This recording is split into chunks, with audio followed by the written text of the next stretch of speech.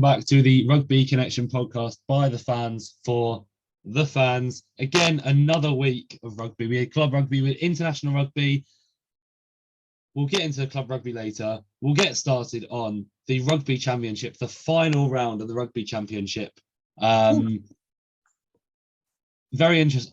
First of all, hold on. Because there's so much rugby this week, I forgot to introduce everyone. We've got Murray, obviously, with us. And we've also got Cam, our resident Safa. So this might hurt you a little bit. But anyway. Nah.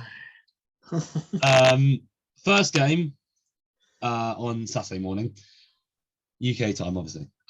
New Zealand, Australia. The Bledisloe Cup game. They'd already won the Bledisloe Cup. However, New Zealand absolutely destroyed them with a 40-14 win. Yeah, wasn't even close. It wasn't close. I don't really have a lot to say on this game apart from the fact that it just wasn't close. Again, Australia had 2 yellow cards in the first half, and that was kind of really all what happened on their end. That's kind of the only real controversial stuff that happened. One that I will make though is Geordie Barrett made his first start at 12 and played well. Yeah, we said this in an episode. I think it was just me and Murray when we said we said I have no recollection of this. I mean, like, yeah, we said our ideal set, our All Black setup, and we said the All Blacks, like, they struggle in the centre in the fact that they have Rieko Ioane, who's a natural wing, you know, although he has settled very well at outside centre. And then you've got Havili, was injured for this game. And I said, I'm pretty sure Geordie Barrett's been wanting to play centre for a good while. I reckon they should give him a shot. And he had a cracking game. I think he had like 7 defenders beaten or something. I mean, he was immense. He was immense. But this kind of left South Korea with a tricky situation. Yes. They needed, was it 39? They needed to beat Argentina by 39 points. We'll call it, because it was going around, it was like 39, 40 or 41. Everyone was saying something different. So we'll say sort of 40 points, basically. Yeah, with a bonus point, obviously. Yeah. They got the bonus point. Yep. But they scored 38, but not over Argentina. No, they only beaten them by 17 at the end, meaning New Zealand, with their worst ever side in history, with their worst ever coach in history, have won the Rugby Championship. I was just going to mention that. How funny is it that the worst All Blacks team still win a trophy at the end and still come out with 2 trophies. They got Bledisloe back as well. They've kicked the Bledisloe for 20 years. It's not fun anymore. No, the Bledisloe Cup isn't even like, it's not even worth anything anymore. No, it's literally it's just a shiny bit in the All Blacks trophy case. When we recorded the first episode this season, we all had this big conversation about where are New Zealand going, Ian Foster, this and this and that. I mean, listen, New Zealand just that good to the point where the most disappointing season they've had in years is almost not winning a trophy. Yeah, but to be fair, if we're doing like a little retrospective on the whole competition, this has been the tightest Rugby Championship.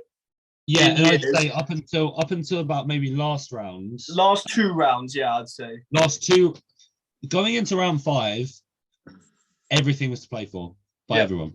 I think New Zealand were on 14 points and all the rest of the teams were on 11, I believe, if I remember it correctly. Yeah, and so that would go on 14 as well. Going into round 6, yeah, you are right with the win over Australia, yeah, and then going into round 6, it was looking a little less likely. It was really just between New Zealand and South Africa. We knew they'd win. It just depends on how much by. However, New Zealand did take the title. I mean, we haven't really had time to talk about the South Africa game. Cam, I'm guessing, as our resident Safa. Well, listen, I'll be honest. I was working when the game was on, so I had to watch the game.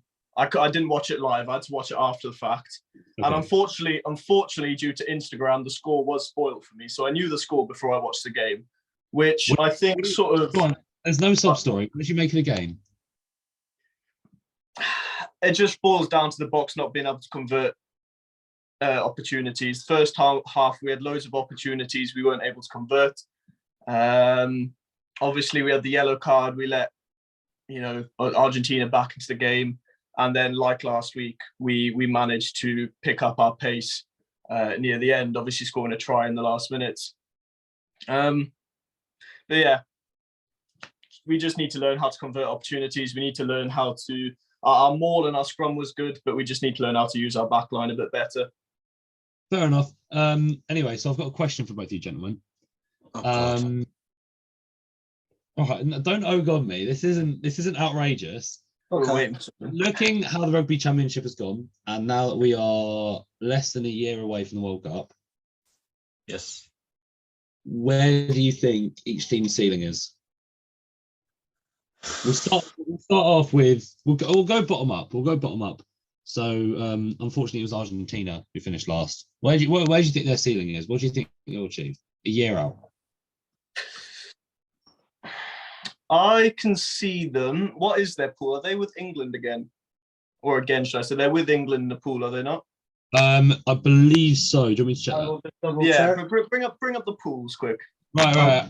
I have the pools here. Not all of them are fully decided. We still have one place to go. But yes, they're in a group with England, Samoa, Japan, and Chile. Right. I can see Argentina getting to the knockouts. Mm-hmm. With the quality of the competition, the rest of the teams getting to the knockouts, I don't think they'll make it past the quarters in terms of the World Cup. Okay, that's fair enough. I mean, they play either one of Wales or Australia, I'm guessing, because the other group is the rest of the group is Fiji, Georgia, which was the same for the last however many World Cups. Okay, in that case, they're playing Wales this autumn. We'll see how they play against Wales this autumn, and that'll give me a bit more of a tell whether I reckon they can go further in the World Cup. Okay, that's fair enough. I mean, again, it all depends on who tops the group and who doesn't. So yeah, he's given TV answers. He's proper like, it could go either way. He's perfect like PR trained or something like that. I mean, it's my secret life. If Argentina play the way they did when they beat New Zealand in New Zealand, easily the bronze final. But if they play like they did the last 2 weeks, then quarterfinals. Yeah, fair. Do you reckon that's like? Do you reckon in a neutral setting that Argentina would be? Do you reckon in a neutral setting that Argentina would be on flying form, or do you reckon they need some sort of home support? No, I think they could do well because I mean, look at them in 2015. It was they finished fourth. So do one better. Yeah. All right, fair enough. Next of the teams is Australia. I said something controversial a few months ago now. I got asked very early predictions. And I didn't say anything about Argentina. Yeah, they'll get knocked out in the quarters. I was going to say, you didn't say, you just kind of just, yeah. Mm-hmm. Yeah, my bad. All right, Australia, yeah. I think Australia, again, it could go one or two ways, but I reckon more now, I think they've had their moment in the sun and getting there so close to Bledisloe.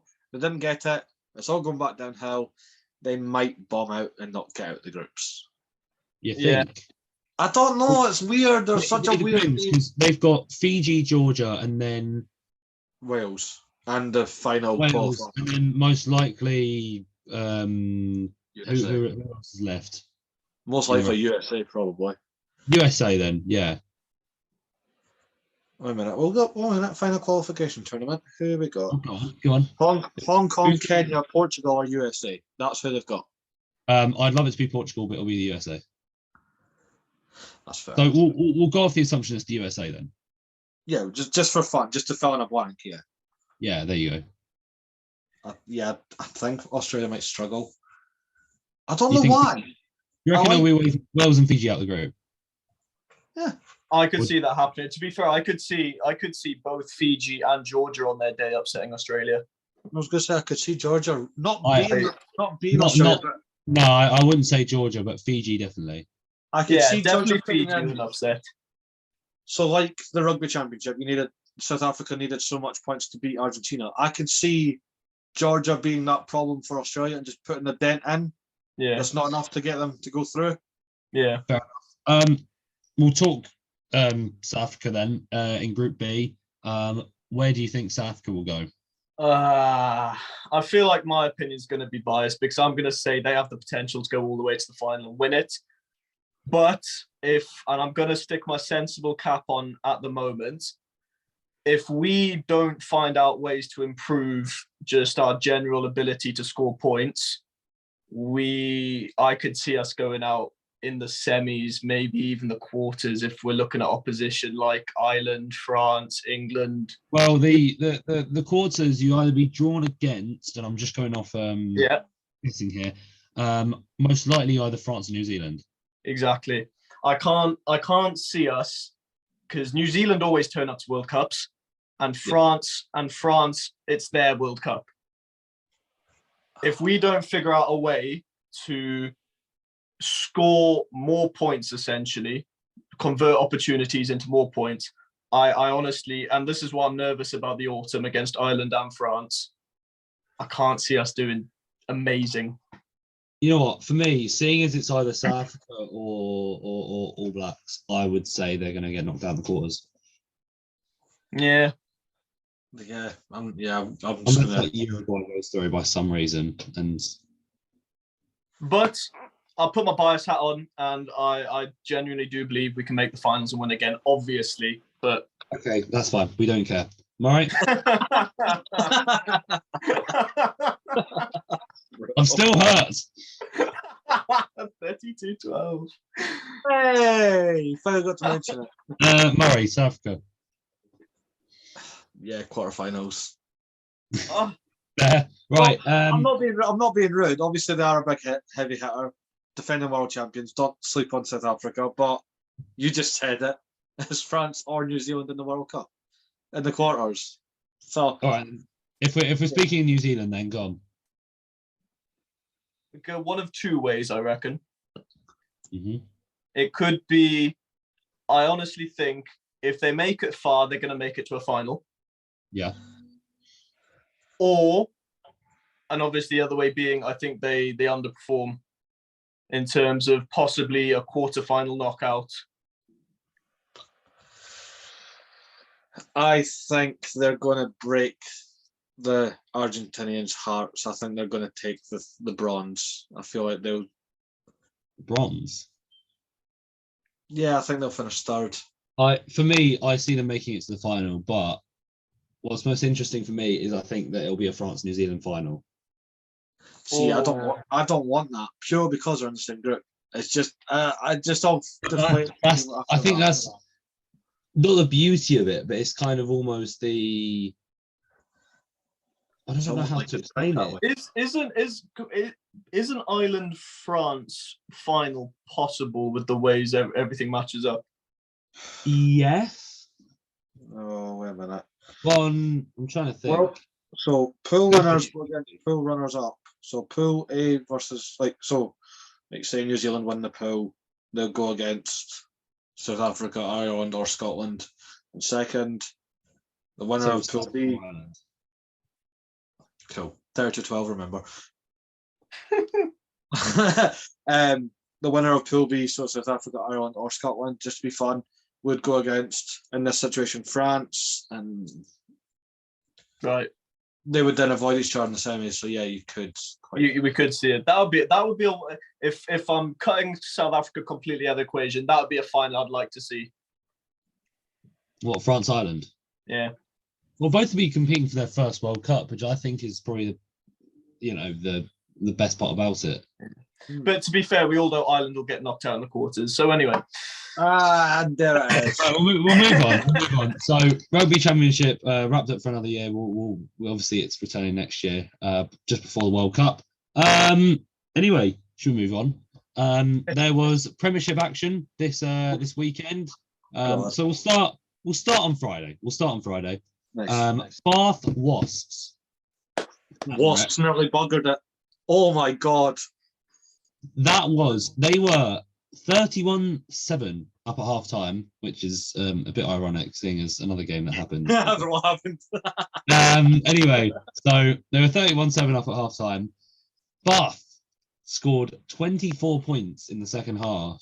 Unreal. And I mean, Wasps almost bottled it.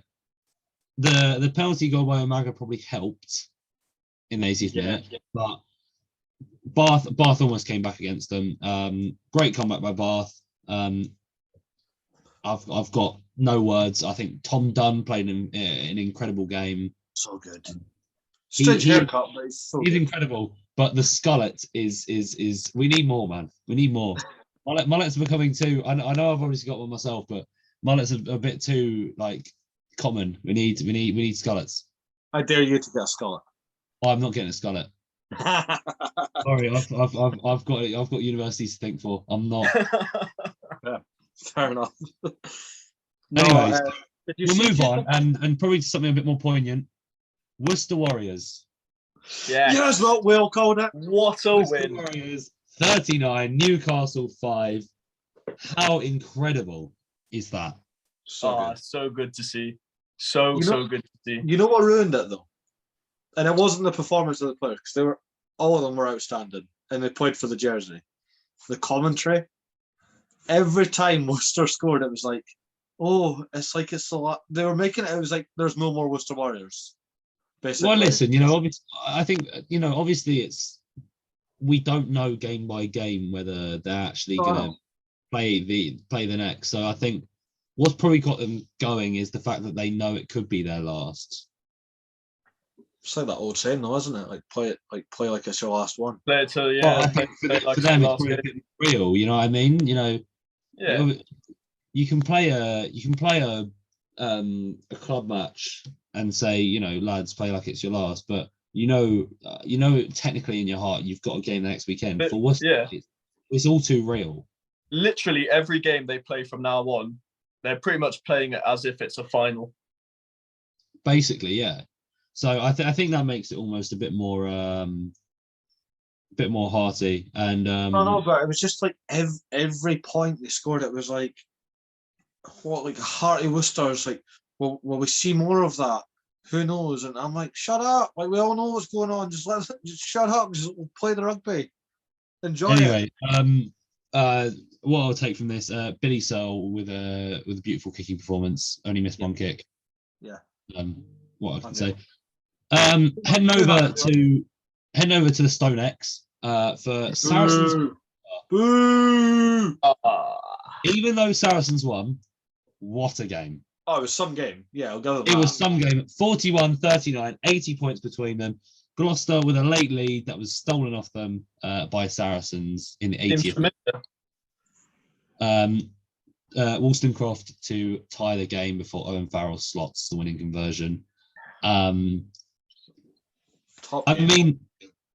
Incredible game.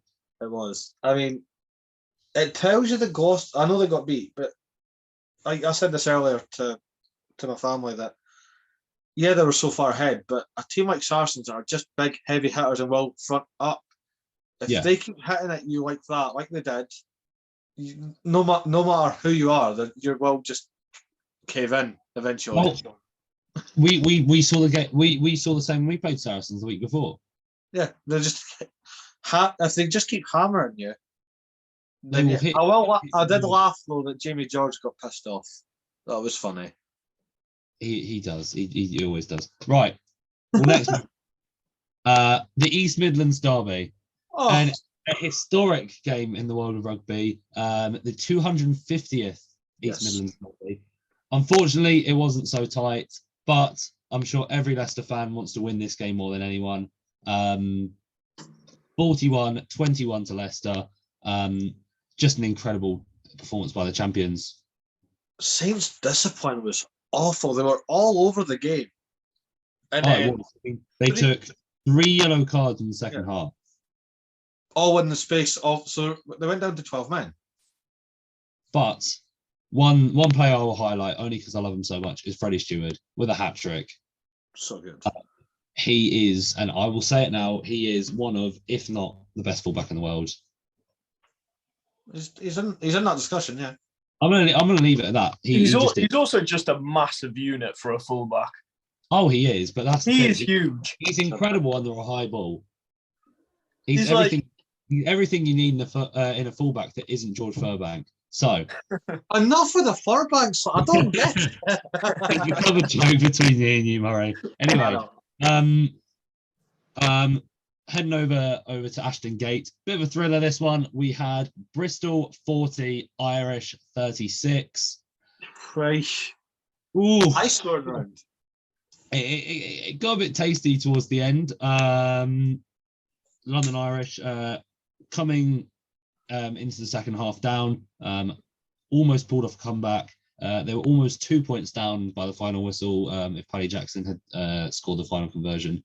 However, it was a 4-point win for Bristol. And the Premiership's just the gift that keeps on giving. This season's been... We need to talk about... He's not even human. Henry Arundel. He got an interception, was stopped dead in his tracks, caught the ball, standing still, and then ran it in 80 metres to score a try. How? He's in the looking for my England starting back three. Oh, he needs to be, honestly. Christ, when he first touched the ball at international debut, he did. I'm talking like Arundel, Stewart, and I don't know who I'd have as the other wing. Maybe Radwan. Maybe, it would be nice. I like that. There we go. Anyway, then we'll get on to the big game that happened today. A bit of a derby between Rugby Connection, Exeter Chiefs versus Harlequins. Exeter Chiefs win it at the death, 43-42. The most entertaining fixture in the regular season, bar none. Exeter were up 31-7, like we said earlier, before Quins did what Harlequins did, and they came back. It was 42-38 going into the final minutes before Ian Tempest decides to become Michael Massey. Oh, don't be like that. Don't give me that. A try that shouldn't have stood. It was forward, Murray, and you know it. It was illegal. Doesn't matter if I know it. They asked for more for more angles. The try was given on the field, so you need definitive proof. You can't tell if that ball went forward or back. Yes, Schickling was forward, but you don't care. It's the ball that needs to go forward. And anyway, Shinza! Oh my God, what a player he was. Shinza, Max Verstappen, I don't care what his name is. It's still cheating. That's the end of. The Premiership is the gift that keeps on giving, but boy, I'm heartbroken. I saw the interview with Marcus Smith after the game. He said he was gutted, but great to be back on the side. I love seeing some of the boys back in the quarter. Well, obviously they weren't wearing the quarters today, but they were wearing a Harlequin shirt. One player I do want to talk about, Luke Northmore. I was just going to say that he's so good. He is one of the most underrated players in the Prem right now, in my opinion, and that's no bias. Well, you know what stings, but I'm also valid. Do you know what stings that makes it more hurtful? He's from Devon. And I'm just saying, he's a Harlequins boy now. He is, and he is a top talented player. And he is. I already shouted his name, but Chris Shinzia, what a season he's having. He kind of burst onto the scene. He was kind of floundering last season, but this year he's proper taking that Sevens jersey. He's making it his own. He shrugged off 3 Quins for his first try, and then Harv will say controversially, but he did score the match winner. And yeah, what a talent. I know Stuart Hogg, he can't catch a ball and he also can't throw it backwards. Oh, he can catch a ball. He was running circles around his with his new Thor. As we go into round 4 next weekend, should we do some predictions, boys? Yeah, let's go. Oh, go on, it's possibly my favourite part of the show when we record. Anyway, so Friday night lights, it's Newcastle at home hosting Bristol. Ooh. I can't lie, I'm going to say Bristol by 25. I was going to say Bristol by 15, but probably that's just out of respect, probably more. I feel like we're making the games closer than they actually are. That's the thing. Yeah, but the thing is, last week I did some ridiculous predictions and none of them came true. So I'm tamping myself down a bit. I'm humbling myself. I feel like we have to widen the gap a bit. I'm gonna go Bristol by 25. Okay. You know what? I'm feeling like a try frenzy, so we're gonna go Bristol by 30. Oof. Oof. Gonna be a thumping. Come on, Cam. I've said Bristol by 15. Oh, you have anyway. Yeah, I went Bristol 15. Right, so we move on to Saturday, first day of the month. Let's start off at Kingsholm. It's Gloucester versus Worcester. I'm back in Worcester. I don't care who Gloucester are. I'm back in Worcester. I'm gonna say Worcester. I'm gonna say Worcester by a whopping 3 points. Hey, there you go. It's my go-to for a close game. Right, I'm gonna go. I will have to go realistic here. I'm gonna go Gloucester by 18. I'm gonna agree with Harv, but not by the point margin. I'm going Gloucester by 10. I think Worcester, like we said earlier, Worcester just can fight every game like it's our last. So Okay. Well, they showed something against Newcastle, so yeah, you know. true. Next up, we go all the way to Brentford for London Irish versus Bath. This is going to be the most awkward game to call. It is. It's. I'm going to end up saying something, and it's going to be like the complete opposite. Go on, then. I'd love to see it. London Irish by 12, and watch this. Bath is going to end up putting on. You know what? I was going to say something similar, but I thought. You know what? Like in my head, I'm like it's London Irish, but in my heart, I'm thinking like Bath, because they just do it, wouldn't they? No, I'm gonna go in my head. It's gonna come back to bite me next week. In my head, I'm gonna go Irish by 15. Yeah, I'd probably say Irish by. I'm gonna give it to them by 1 try, 7 points, trying a conversion. All right, respectable. Next, we head up to Manchester for Sale versus Exeter. I'm not even. Do I have to answer that? Yeah, go on. Want to see how wrong? Exeter by 2. Ooh, nice tight game, but it keeps undefeated. So yeah. I'm gonna break Murray's heart and say Sale by 5. You know what? We're on the same like wavelength, Cam. I was also Sale by 5. I think Sale are cooking something. I think they just tackle though. The thing is, looking at Sale, I think they've got something cooking. I don't think it's like Michelin star, but I think it's still like decent restaurant quality. It's good. So yeah. They've got Rafi Quirk, George Fords, Manu Tuilagi. Those are 3 incredible England caliber players. Are we gonna get like when Ben Barrett first played against the Hurricanes, because Johnny Howe and Tom O'Flaherty is now at Sale? There you go then. Maybe. Are the Exeter boys go, that's the number. But I'll go Sale by 5. Next up, this is going to be meaty, tasty. Back at the StoneX Stadium, Saracens versus Leicester. Oh dear, it's like last year's fight all over again. This is going to be like some game. Whoever you support. I think Saracens by.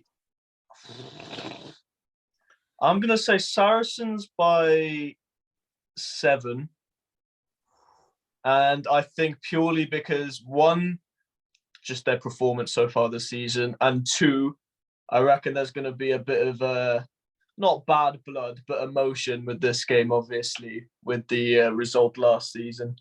I'm going to go Leicester by 6. I was going to say Sarries, and this is purely something I just I can recognise, is that they play well at home, and I think that's because they're a lot more suited to the turf there. It's obviously different. But Leicester on their day are an incredible team. I'm going to go Leicester by 6. You know my rule. I'm backing them. Never win. Saracens never win in my predictions, so we're going for the Tigers. We'll go by 4. It's going to be a tight game. Like Hart said, it's going to be a big meaty affair, but no, you know my rule. I don't back Saracens, so there you go. Yeah, well, fair enough. You stick by your word. I respect that. And then we've got a bit of Sunday rugby at the Stoop. 2 historic teams, Harlequins versus Saints. Ooh. You know what I'm going to say? I'm going to go Harlequins by 10. We wouldn't know what you're going to say because you didn't back your team a few weeks ago. We're still that is holding true. up. We never know. I got it right, Murray. I got it right. I'm going to give it to the Quins by... I'm going to be generous to the Quins. I'm going to say by 12. I think, yeah, full house. I'm going to go Quins as well. I think today proved that Quins don't give up a fight because you did kind of slip off last week, but you proper went for it this week. So I'm going to do that even. I'll double down on the prediction. You're going to win. You're going to win comfortably, and you're going to do it from coming behind. Ooh. That came out wrong, but by how many, Murray? Come on, give us a number. Quins by 18. Oh, 18. Okay. This is going to be like Bristol Harlequins last year, possibly one of my favourite games. I generally think it's going to be like one of them. I don't know why. I preferred that game to Bristol. I think purely because I was just pissing myself by the end of that game. I'll never forget the second time you did it, and I was just messaging Bristol was, of course, I will say it now, it's one of the best Premiership games in history, if not the best Premiership game in history. That's fair. That's fair. But we move across to the URC. My favourite competition. This week was good. Very good. Again, I watched more URC this week than I did the Prem. I don't know why. You've been fully converted. It's your guys' 180. It's your guys' fault. I love my Quins, but I haven't seen them in ages. How's it our fault? I watched all the Prem. I've watched all the URC. I've been watching all the URC because it's free to air. Yeah. That's fair. Right, anyway. So it's not through loyalty, he's just a bit tight-fisted with the cash. Anyway, so let's go on to the game. So first of all, 3 games on Friday. We'll start with the first one, and possibly one of my favourites. Sharks 42, Zebra 37. Zebra were robbed. They were robbed, and you know what? And if you didn't see the try, it was a beauty. It was a beauty. I just can't tell you how beautiful it was. Basically, they took it from kickoff, recycled a few phases, cross-field kick, and they basically just ran it in for about 60 meters. However, they were looking for they were looking if the fellow was in touch. He wasn't, but there was an obstruction at kickoff, which meant they had to chalk down the try. Yeah, obstruction, fairly taken away try. You know that at all. Oh, Cam, shut up. Oh, I wasn't nervous at all. I knew the Sharks would do it. Yeah. No, when I say I was bricking it in that game, I was bricking it. Like, I was honestly almost, like Murray said that he almost had a heart attack watching that extra game. I almost had a heart attack watching that bloody game. Listen, Zebra, they aren't half bad. No, half bad. They've gone up to the historically best team in the tournament, yes, and they almost beat them. And then they've now had one of the better teams on paper turn up and also almost beat them. I know they lost both games, but to front up for your first 2 games of the season when you've only won 1 last season and you were getting thrashed last season by everyone. Yeah. They've lost both their games. Their point difference is -8. Yeah. That's what you want. That's more like it. It's so good to see. It's something like that. They have lost 2 very tight games against 2 very good sides. Zebra might be a bit of a surprise package this season, but we need to see them getting some points on the board. I was just going to say that. Like, think about it. Zebra are getting the harder end of fixtures out of the way early. So come the end. But- Exactly. I mean, they've got 4 points already this season, 2 bonus points in each game, Two was bonus points.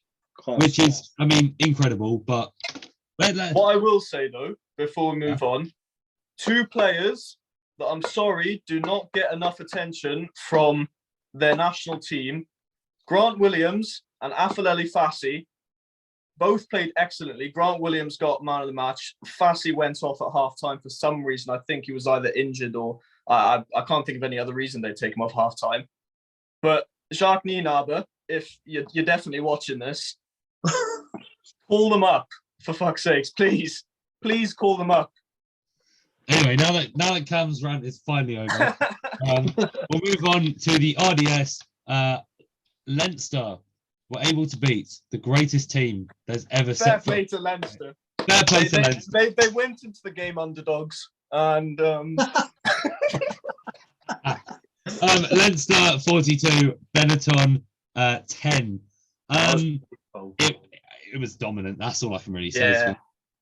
Sorry, yes. It's the RDS. It's a fortress. Dan Sheehan with a first half hat trick. Hat-trick. What a guy. I did actually see him this summer in the flesh. I didn't talk to him, but I did see him. Did you get to touch him?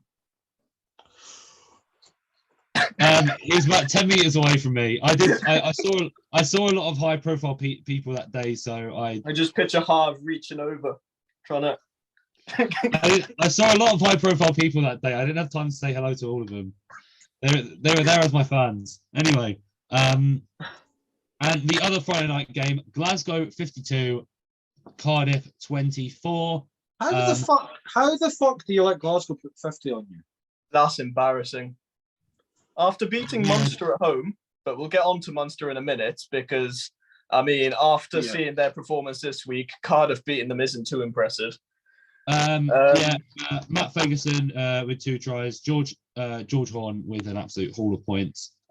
What else can we say? Glasgow random rapid. Anyway, now let's move on to a pretty high scoring game we had on the Saturday. Ulster 55, Scarlets 39. Jeez, really, really good game. My word. Ulster were up 28-15 at the break and then just dominate. And then it was only 3 points in it in the second half. Yeah. But John Cooney with, again, an absolute haul of points, 2 tries as well. You couldn't really ask much of him. I mean, I've got the notification through at the score, and I basically just my jaw dropped. I said, right, Scarlets are an excellent team with the ball. They can score tries from anywhere. They're an absolutely electric team. If only they could defend. You messaged me that word for word. I did. I messaged you that because my boss is a Scarlets fan.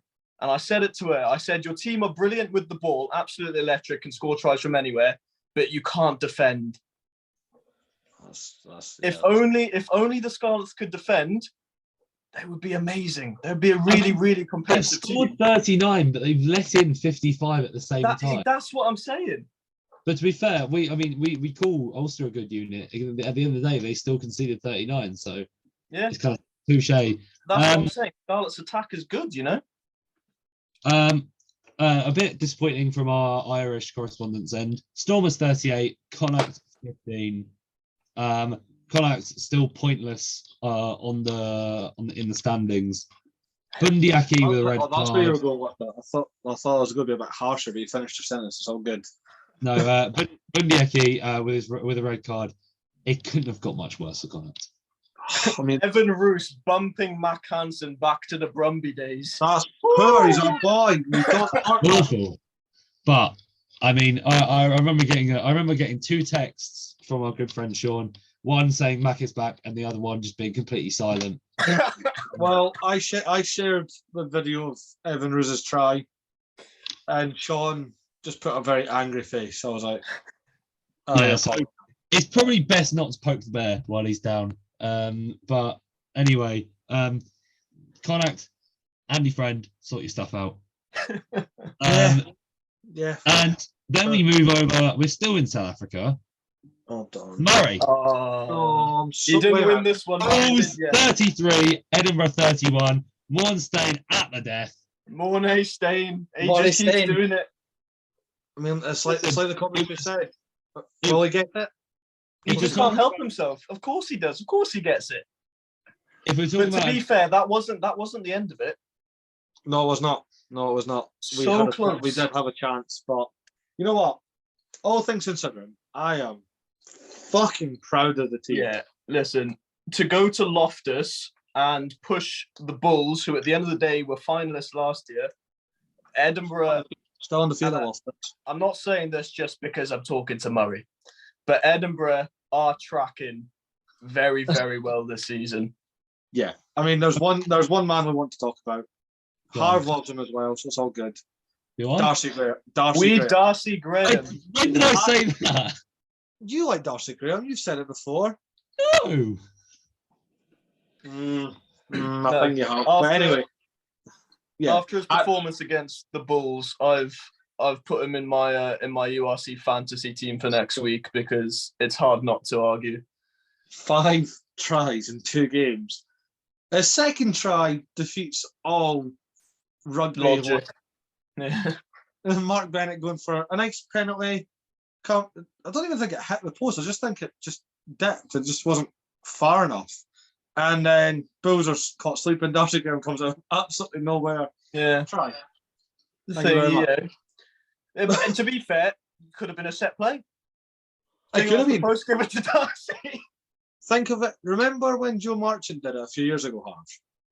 Oh no, he didn't hit the post. It just shied away a little bit. Yeah. No, I don't even think this one hit the post. The angle looked like it did.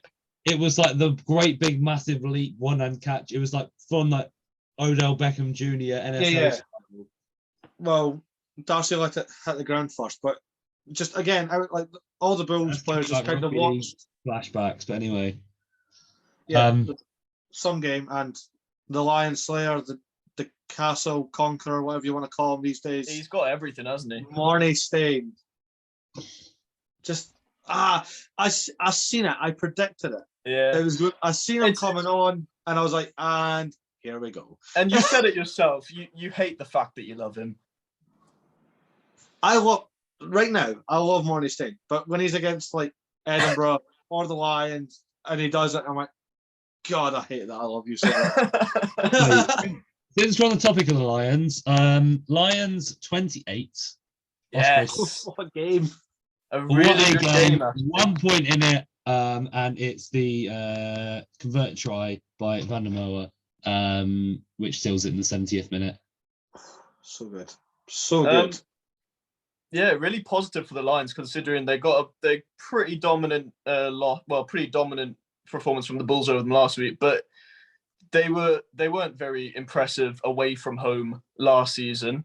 Obviously at home was a bit of a different story. They did quite well, but for them, for their first away game this season to get a win, it's good stuff. It's a weird game. I feel like Ospreys, as I said this last season as well, and I think it was against the South African opposition, they just looked like they just didn't want the game. Like they didn't want to win it. I feel like Ospreys, once they got under pressure, that it was almost like they were trying to force points. And at that point, when they started to force points, it's when the Lions started to settle into the game and managed to essentially just squeeze. Yeah, that's the best way. I couldn't put that any better. Anyway, we got into the last game. Bit of an upset, actually a major upset. Dragons 23, Munster 17. Munster, they gave away a hell of a ton of penalties, which JJ Hanrahan just said thank you and slotted. He took away 16 points from that game. He even missed the conversion for Dyer's try. It could have been more because he did opt to go to, because I think that was a bit of a breeze. He did opt to go to the touchline instead of going for 3 a few times just because of he wasn't confident with the kicking. So it could have been more. Now listen, I don't find this style of rugby entertaining, but listen, if you've got the chance to go for points, I'd say go for them. That was the Dragons, and I think the commentary team said the Dragons' first win at home since 2020. They haven't won in their home stadium. That is crazy. Since 2020. So for the Dragons fans, a really good treat against a team like Munster, even though Munster, they have not had a good time in Wales. Yeah, they're looking poor. They're currently stood 15th in the table. Ooh. Guess who's 16th? I'm actually starting to think Dean Ryan might be a genius after what I said last week. He came out and basically berated the team for getting thumped by Edinburgh.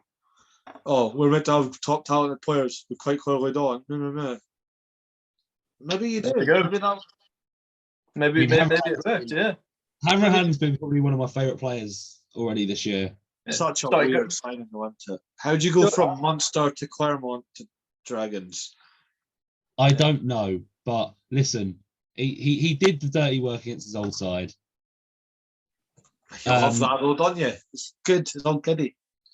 Anyway, so we'll move on to next week. It's going to be a good week next week. 3 Friday night games. Let's start off in South Africa. 5:30. We've got Bulls versus Connacht. Right. Connacht's tour's not getting any better. I can't lie. It's going to be Bulls by at least 20. Yeah. I'm gonna say Bulls by 22 points. Yeah, I can't see Connacht. The thing is, listen, Connacht have good players. They've got good backs. Their forward pack is a weakness. Obviously Mac Hansen, Bundiaki, Jack Carty. Listen, they're good players. Yeah. But it's not a good team at the moment. No, and to go to, like we said, to go to Loftus and perform is very, very hard. So, not Connacht, Bulls by at least 20. I love our boys, but no.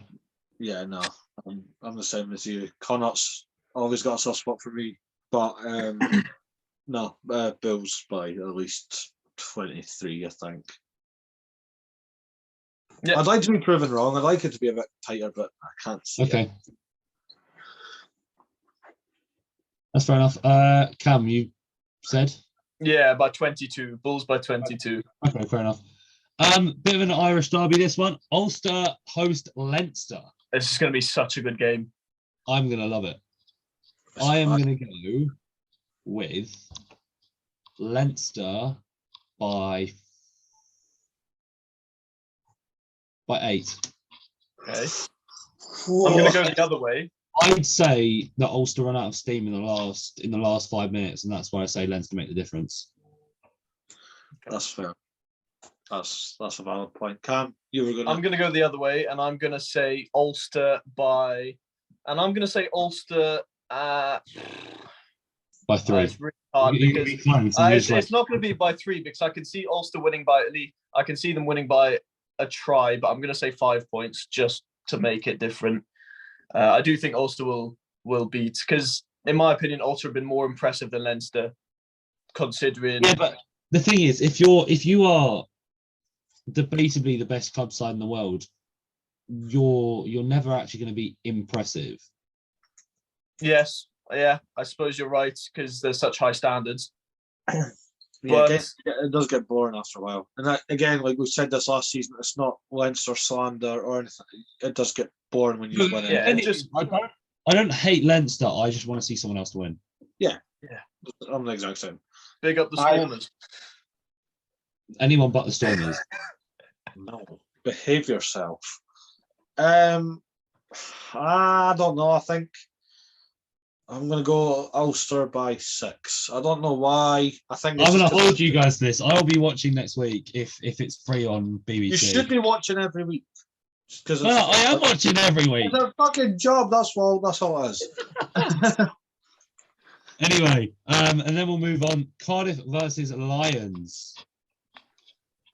This one can go 2 ways. I feel like if the Lions can do what they did against the Ospreys, they will beat Cardiff narrowly. So I'm going to say, let's say by 1 point again, just, to go by similar standards. but realistically, I think Cardiff are going to win by a fair bit. I'm going to say 12, realistically. I can't tell where Cardiff are at this season. Yeah, that's the thing. After a performance like that against Glasgow. They beat Munster, who I thought were going to have the better of Cardiff. Mm-hmm. But then they lost heavily to Glasgow, who, let's be real, are not an incredible side. No. They're not even the best team in Scotland. There are only 2 teams, Murray. Anyway. California. Sorry, Zebre are a better Scottish team than Glasgow. Yeah. No, I'm going to go... You know what? I'm going to go Cardiff by 3. I like the look of it, and I also don't mind Cardiff. We'll do Cardiff by 10. Okay. I don't know. I think they're just going to be pissed off because they got beat by Glasgow. So, still, well, I was about to say down under, but still below the hemisphere. Super Rugby? Stormers play Edinburgh. Oh, It's Murray, it's going to be Stormers by 18, and there you go.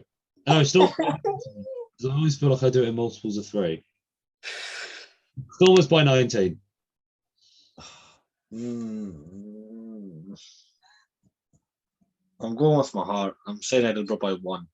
1. Oh, That's that. Edinburgh back Murray's points differential is how much he actually believes they can do it. Yeah, so by 1.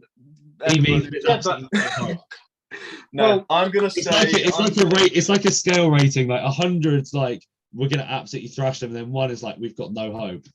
Yeah, that's not how that works. I think it is how it works. That's what we've sussed out. That's how it works. Okay. Murray, you're gonna say Edinburgh will win every game. Put 50 on them. They don't know what hit them. There you go. We're gonna have to blitz them. No, I like that more. Yeah, back your team. Look, you're having to go at half and up. I am backing my team. I always back my team. No, it's gonna be close, and we'd have to win by a try though, because our kicking is not great this season. I'm going to say 2 things. I'm going to say Stormers by 13 points, and I'm going to say Evan Roos to bury Darcy Graham.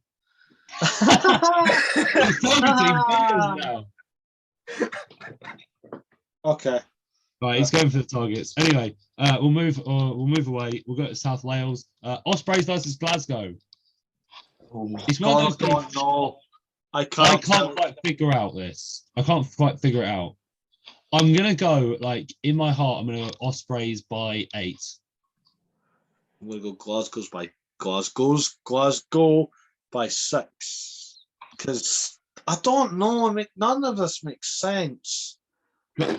Ospreys versus Glasgow. It's one of those games between 2 sides that are in the same ballpark, but you don't know what they are. Are they? We put 50 on each other on separate days. Yeah. Actually, I'm going to go with Harv's logic. It's going to be a draw. Okay. Okay. You're the man.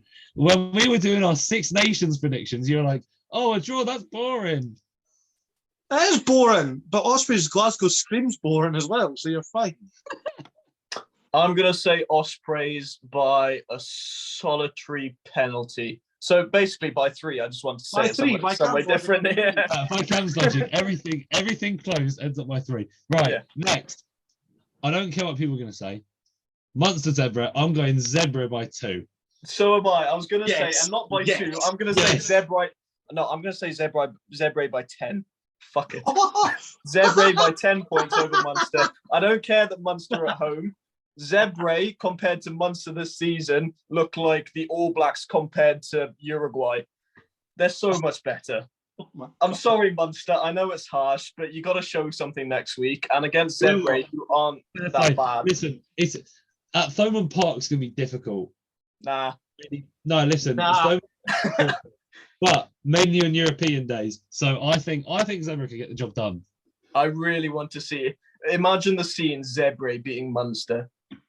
Honestly, mate, and the way that Zebra have been going as well, they haven't been losing by much. Obviously, both games are at home. Yeah. Okay, so take it this way. But realistically, there's no fan backing there anyway, so atmosphere's not makes no difference. There are a few fans, very vocal fans. To be fair, both games, not many fans. Yes, but there are very about vocal 3 fans. different voices you can actually hear. Yeah, you can hear exactly what each fan is saying. I am going to bring back an iconic moment of the sport. And I think that Zebra will beat Munster by 5, proper style like Japan beat South Africa back in 2015. I think it's going to be dying minutes. Dying minutes, clock In the goes red, corner. and they just Bruno. Bruno. Steve called that.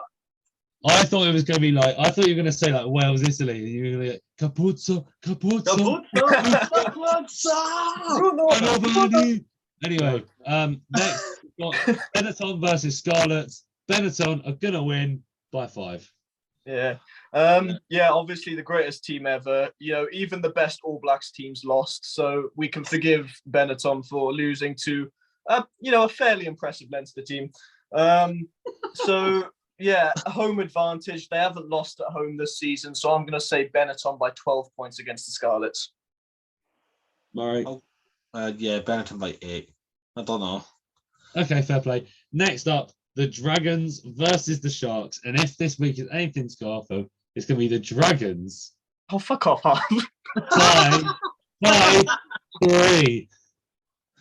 I hate you so much. No, I think Sharks are going to have an absolute field day with this. Okay, listen. I feel like carry on, Murray. It was like Dragon shirts this week.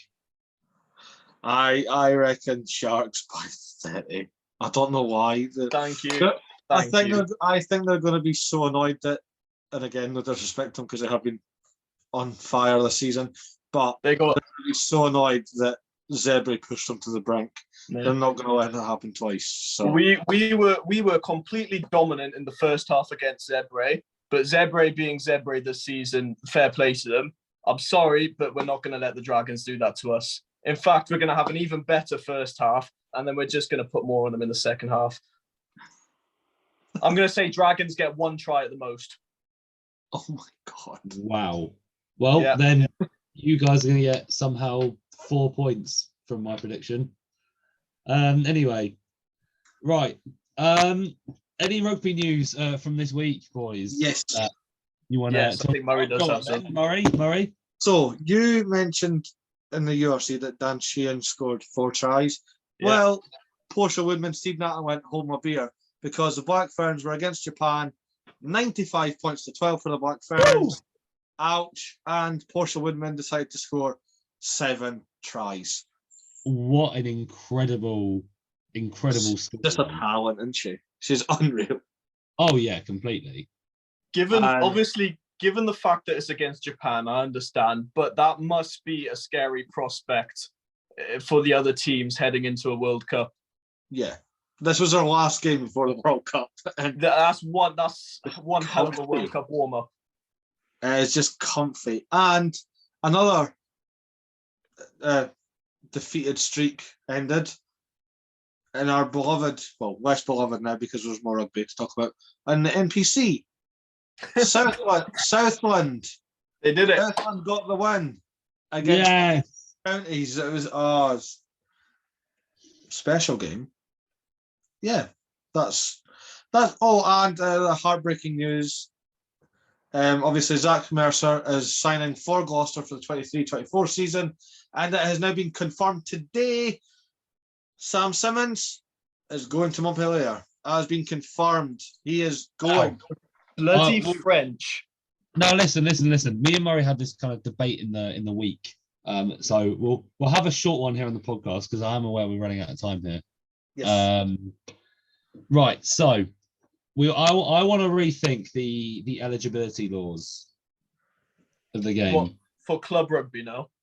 For international rugby. Oh, for international. Okay, yeah. And this is my proposal that you should be able to play for whatever club you want if they play the same international season as your country.